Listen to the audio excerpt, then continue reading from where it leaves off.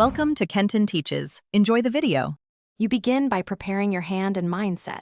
Relax your wrist, drop tension, and remove rings that snag. Place the object at the base of your fingers near the palm crease so weight sits naturally. Then curl the fingers slightly and let the object nestle as you incline the hand about 10 to 20 degrees away from view. Move now. Close the fingers lightly while keeping the thumb steady. This creates the hollow cavity. Once done, maintain soft tension. Do not squeeze, so the hidden space holds naturally. You now shape the hollow palm itself. Form a gentle arch with your fingers so the object rests under the finger pads, not visible from the front. Use the thumb as a subtle anchor at the side, pressing just enough to stop movement.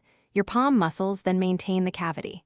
Practice 3 wrist angles: neutral, slight turn away, and full oblique to optimize concealment for different viewing lines. While moving, make natural gestures with the other hand to distract. Make sure to breathe and keep movements fluid. You finish by locking the hollow palm into a reliable hold. Stabilize using a slight elbow bend and a shoulder drop so the wrist looks natural. This prevents accidental reveals. Transition practice. Insert and release the object in 1 to 2 seconds while keeping eye contact and a casual patter. If the object peaks, immediately adjust the finger arch or rotate the hand 5 to 10 degrees and rerun the move slowly. Troubleshooting tip. If fingers fatigue, shorten practice sessions and rebuild with slow. Thanks for watching. Please subscribe if this video was helpful.